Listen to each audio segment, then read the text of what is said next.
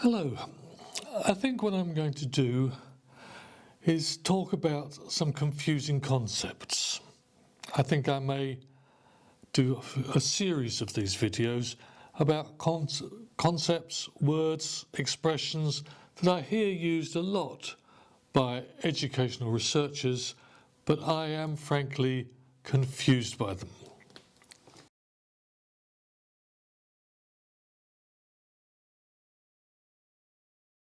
And I don't think it's entirely my fault that I'm confused.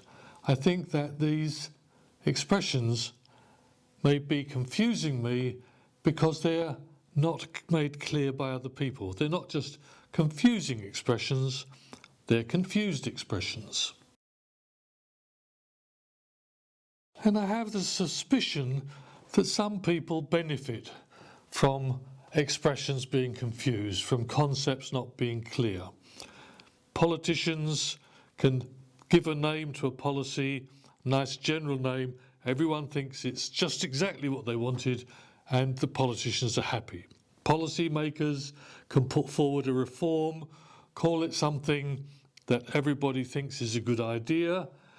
We'll have the apple pie and motherhood curriculum, and they don't need to clarify the ideas. I think we have a different task in front of us, you and I. If we're going to be academic researchers, nobody pays a lot of attention to academics anymore. But the one thing we can do is clarify concepts. And if we can do it, that's one service that we can do for the world, to be clear and to help other people be clear in their thinking and in the way they express themselves. So the concept that I want to look at today is co-creating knowledge.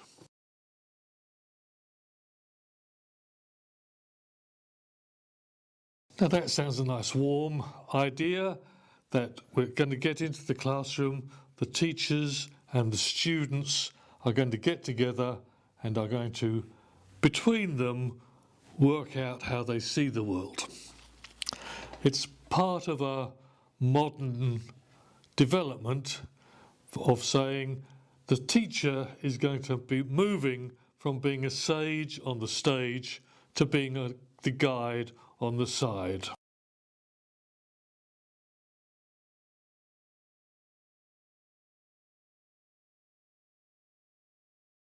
So if we're moving from this position of authority, the teacher is going to move to be beside the learners, and by being beside the learner's going to be able to ask questions, to make sure that the class is suitable to them. All of it sounds very positive. I mean, it all is very positive. So what do we exactly mean? What are the different roles involved in co-creating knowledge? Now, I want to give this a bit of context. I want to try to work out something about where this idea comes from and what's happened to it along the way. So I want to think for a moment about some past time, not a golden era, but sometime in the past there was a traditional way of teaching. And that traditional way of teaching was about teaching definitions, teaching dry learning, teaching rote learning, all of those things that are terrible. I don't know whether this actually existed at any time in the past. I know that Charles Dickens characterised it in the novel Hard Times. He characterised it, or he made a caricature of it, by making a teacher Mr. Gradgrind. Now, Gradgrind, as the name suggests, simply dictated definitions to his pupils. A horse is a four-legged equine animal, or a horse is a herbivore quadruped. Spouted these. The real horse didn't enter into the lesson at all, to the horror of the boy who worked as a stable boy and whose father knew all about horses. So there was a disconnect between what happened in the classroom and what the children learnt and what was going on outside the school. And it may have happened, or it may have been a caricature even when Dickens wrote about it, but we can all recognise it. We can recognise it. John Dewey recognised it. John Dewey said it's a tragedy that there's a disparity between what happens in the school and what happens outside in the society. You can have a child in school who's studying geography, who's drawing maps of the Mississippi and learning about the river Mississippi and doesn't realise that that sluggish, muddy water that is running past the end of his street is the Mississippi. There's a disconnect if you're just learning words for the sake of words. But whether that was a real past or not, there's clearly a movement towards the end of the 19th century to get away from a rote learning of academic. There's the word academic as something useful and useless and disconnected, but the academic learning of definitions of words. And so there's a movement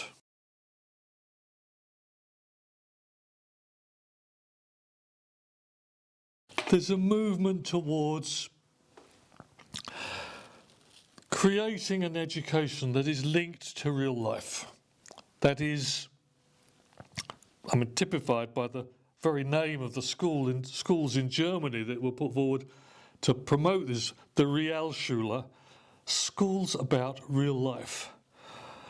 And that reached its peak, or it reaches its epitome in the 1890s, when you have the emergence of the new education properly, the new education led by a reformed private school in England called Abbotsholm, led by educators like Dewey, like Homer Lane.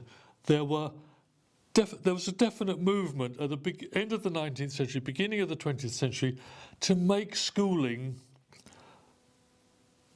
more interesting and more related to the life outside school, to reduce the division between school and life.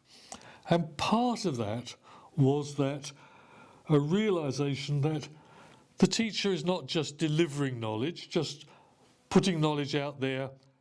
It's not a transmission process where what the teacher projects is what the pupils receive, and it's like we would judge it like a radio signal or a telephone message. Is the information getting across? That's not what learning is like. And the insight into that learning is the insight into learning that's introduced pretty much universally into education systems at the beginning of the 20th century, even if it's not practiced. The theory is quite clear. Pupils play an active part in learning. They are going to be involved actively. They're not passive recipients. They're not what Karl Popper called in the bucket theory of the mind, that the teachers have the knowledge and they're simply pouring it into the minds of the children. The children have to play an active part. And for me, that comes to its proper conclusion in the work of the educational psychologist Lev Vygotsky, because Vygotsky says there are two cycles. There are two cycles to the educational process. There's the intrapersonal. There's the intrapersonal where the ideas are floated and kicked around and made public. The public demonstration of those ideas is but the first cycle. So the teacher puts out the ideas,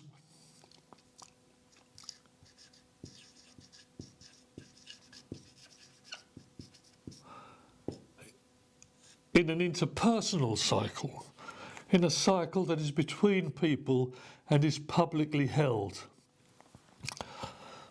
They rehearse the ideas, they make an offering to the pupils, and the pupils look at that offering And if it looks as though it's going to be fruitful for whatever reason, to pass tests, to pass exams, to be successful, to please the teacher, for whatever reason, if the teacher makes that offering attractive, the learner then has to go through an intrapersonal cycle.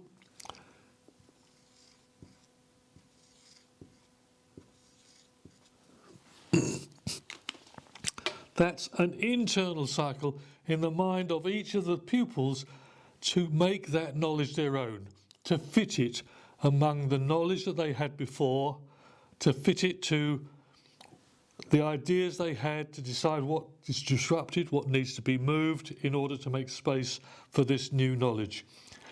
And in practical terms, don't want to be mistaken about this, in practical terms, it's much better for the teacher to be the guide on the side so that they can respond to questions and improve the interpersonal cycle in response to how that intrapersonal cycle. But each of the pupils, each of the students will take a different thing away from there. I do these videos. I make a video, I put it on the internet. People look at it. I have no idea what they take away from it. Presumably, every person who looks at this video will learn something different, because some of it will be obvious to some people, some of it will be new to other people, some of it will be old cliches to other people. Different people will take different things away from a learning experience, away from the interpersonal. The interpersonal experience is common, but the intrapersonal development of that will be unique to the person because of their history. Now, what happens in co-creating knowledge? Well, first of all, we need to understand what is involved in creating knowledge. Are those pupils creating knowledge? Well, certainly, in one sense, they are. The teacher has the knowledge. Presumably, at the end of the class, unless it's been particularly stressful, the teacher will still have the knowledge. But hopefully, at least some of the pupils will have internalised that knowledge and will have been, therefore, multiplying the knowledge. Not exact duplications, but they will have in their minds some new ideas, theories, supposed facts, whatever it is that the lesson has transmitted to them. Equally importantly, whatever it is the lesson that they have received is new to them. It's new. The knowledge is new to the learners. But I think that there's a confusion that then arises somewhere around the middle of the 20th century with a move towards discovery learning, which equated that learning, the learning that happens in pupils and students when they are taught, with the original work of people who create knowledge for the first time. You have scientists working hard on developing new concepts. Dalton discovered, first person as far as we know, who realised that he was colourblind. He had to work out from his experiences and the way people talked about colour that he was experiencing it differently, and he was able to formulate that into a concept of colourblindness. The first person to actually be able to work out that the planets move around the sun in ellipses, Kepler. Took him years of diligent hard work and study. That of creating of original knowledge, whatever it is, how to make fire, how to put wheels on vehicles, whatever level, the first person who does it, what was the first person doing who put meat over a fire to cook it? What did they think they were achieving? The first person who does it is the intrepid explorer. Once one person has done something, it's very much easier. Other people can copy, can follow, can be taught.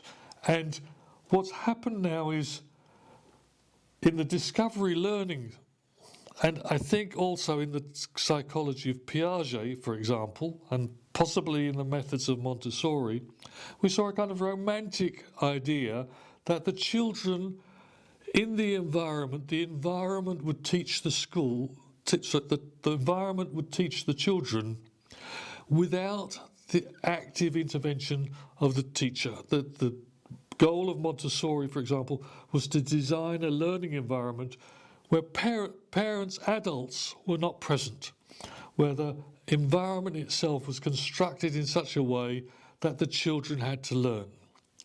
I think we saw that in some of the discovery learning programs in school curricula for science in the 1960s, that they were designed so that the children would discover with a guide. And that seems to me to be nonsense. That seems to me to be a mistake. How can we expect every child to be their own Dalton, or every child to be their own Kepler? And if they were their own Kepler and they were their own Dalton, would they all develop the same schemes of understanding, or would they all be a little bit different, or would they be incompatible and varied, as I'm sure the possibilities of different interpretations of the world exist? Would they all necessarily come to what we want them to learn if they're learning from the environment? Well, I'm not denigrating the work of Montessori, who was talking about particular ages and stages of learning, and I'm not denigrating Piaget particularly because he was a great philosopher of education and introduced some very interesting ideas to the area.